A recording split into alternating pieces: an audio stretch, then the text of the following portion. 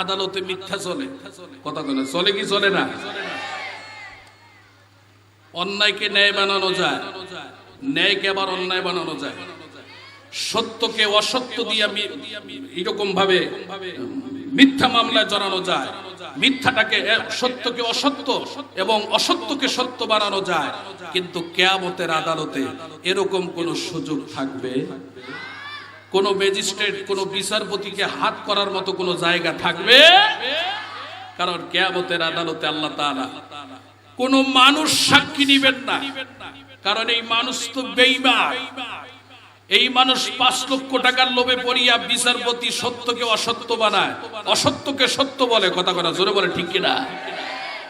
10 কোটি টাকার বিনিময়ে ফাঁসির আসামিকে কি এরকম খালাসি দিয়ে দেয়, তাকে জামিন দিয়ে দেয়। আর যে ফাঁসির আসামি নয়, এরকম ভাবে যে আসামি জামিন পাওয়ার মতো, তাকে জামিন নিয়ে না দিয়ে তাকে ফাঁসি দেয় কি 10 কোটি টাকার বিনিময়ে, অথবা তার পদোন্নতি হবে এই লোভে, এই স্বার্থে দুনিয়ার আদালতে মিথ্যা চলে। কিন্তু আল্লাহর কিয়ামতের আদালতে কোনো মিথ্যা চলবে? যাক, আমার ওদিকে যাওয়ার কোনো সময় নেই। সম্মানিত হাজিরিন, মনে কষ্ট পাইলেন? আপনাদের কি কষ্ট হচ্ছে নাকি? আল্লাহর কিয়ামতের আদালতে কোনো মিথ্যা চলবে? 1 নম্বরে সাক্ষী দিবে মাটি। মাটি সাক্ষী দিবে, যেই মাটিতে দাঁড়াইয়া মিথ্যা সাক্ষী দিয়েছেন, মানুষকে মিথ্যা মামলায় জড়াইছেন, হ্যাঁ, এরকম ভাবে মানুষকে অন্যায়ভাবে হত্যা করছেন, এই মাটি সাক্ষী দিবে। 2 নম্বর সাক্ষী কিরামান কাতিবিন, ফেরেশতারা সাক্ষী দিবে। 3 নম্বর সাক্ষী আমলনামার খাতা, ওই যে সুহুফ নুশিরাত, যা আমলনামার খাতা আল্লাহ বাহির করে দিবেন। অনেক কথা সংক্ষেপে বলে দিচ্ছি। নাফরমান বেঈমান বলবে, আল্লাহ মাটি আমার বিরুদ্ধে মিথ্যা সাক্ষী দেয়। আল্লাহ বলবেন, কেরামান কাতিবিনও মিথ্যা সাক্ষী দেয়? বলে, হ্যাঁ আল্লাহ, কেরামান কাতিবিনও আমার বিরুদ্ধে মিথ্যা সাক্ষী দেয়। আল্লাহ বলবেন, আমলনামার খাতাটা তো তোমার নাম লেখা আছে আব্দুর রহমান, বাবার নাম আব্দুল করিম, তোমার অমুক ওয়ার্ড, অমুক থানা, সবকিছু তোমার অ্যাড্রেস এখানে দেওয়া আছে। আমলনামার খাতাটাও কি আমি মিথ্যা দিলাম?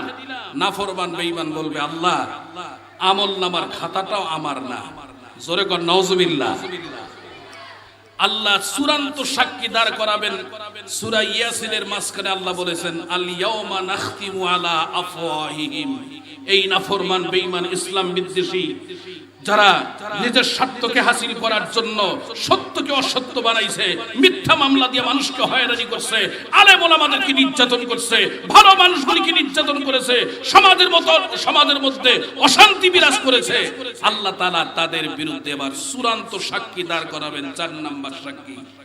আগে আল্লাহ মুখের মধ্যে মোহর মেরে দিবেন, তারপর আলিয়াউমা নাখতিমু আলা আফওয়াহিহিম ওয়া তুকাল্লিমুনা আইদিহিম, তার হাত 2টা সাক্ষী দেবে, পা 2টা তার বিরুদ্ধে সাক্ষী দেবে। নাফরমান বেঈমান এবার চিন্তা করবে, হায় রে, আমি যদি জানতাম আমার হাত আমার বিরুদ্ধে সাক্ষী দেবে, আমার পা আমার বিরুদ্ধে সাক্ষী দেবে, এটা যদি জানতাম তাহলে তো দুনিয়াতে এই সমস্ত অন্যায় করতাম না, মানুষকে মিথ্যা মামলা দিয়া অমুক তমুক করতাম না। আল্লাহ আর একবার দুনিয়াতে পাঠায় দাও, আমি আর এই সমস্ত অন্যায় করব। জোরে বলেন, দুনিয়াতে আসার কোন সুযোগ আছে? কথা কোন আছে? এই জন্য আল্লাহর কোরআন জানতে হবে। আল্লাহ কোরআনে কি বলেছেন, এই সমস্ত আমাদের বিরুদ্ধে সাক্ষী দাঁড় করাবেন। সূরা ইয়াসিনে বলেছেন, আমাদের হাত আমাদের পা আমাদের বিরুদ্ধে সাক্ষী দিবেন। সুতরাং জোরে বলেন, কোরআন জানার দরকার আছে না নাই? ও মুসলমান ইমানদার বন্ধুগণ, খুব খেয়াল করুন।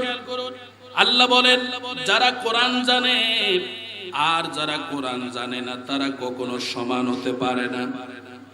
খুব খেয়াল করে শুনুন।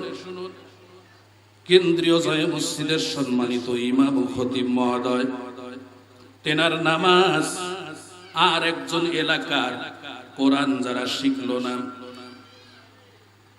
একজন জাহেলের নামাজ মনে কষ্ট নিবেন না, যারা কোরআন শিখলেন না তার নামাজ আর একজন আলেমের নামাজ কখনোই সমান হতে পারে?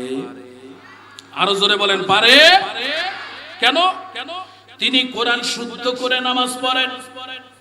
আল্লাহ সূরাতুল ফাতিহার মধ্যে 7টা আয়াত দিয়েছেন। আয়াত 7টা হলো, আলহামদুলিল্লাহি রাব্বিল আলামিন আর রহমানির রহিম মালিক ইয়াউমিদ্দিন ইয়াকা না'বুদু ওয়া ইয়াকা নাস্তাঈন اهدنا الصراط المستقيم صراط الذين أنعمت عليهم غير المغضوب عليهم ولا الضالين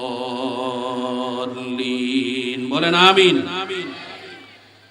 এটা হলো শুদ্ধ করে তেলাওয়াত করে নামাজ।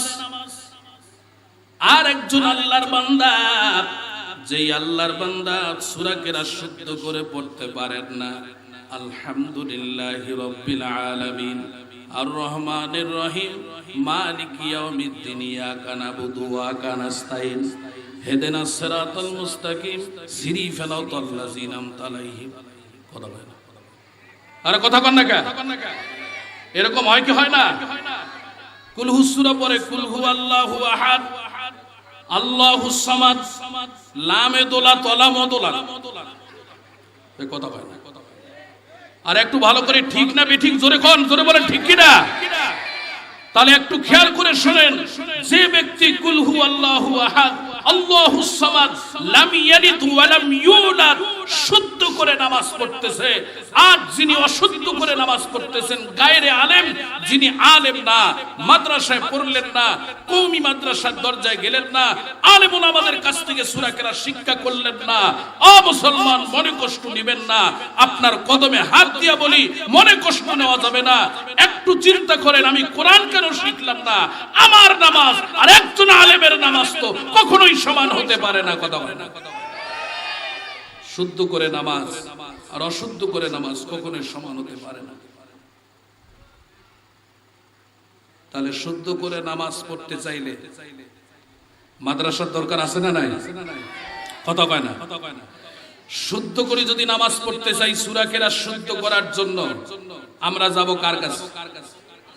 আলেম ওলামার কাছে। আচ্ছা, একটু আমি প্রশ্ন করি আপনাদেরকে, জবাব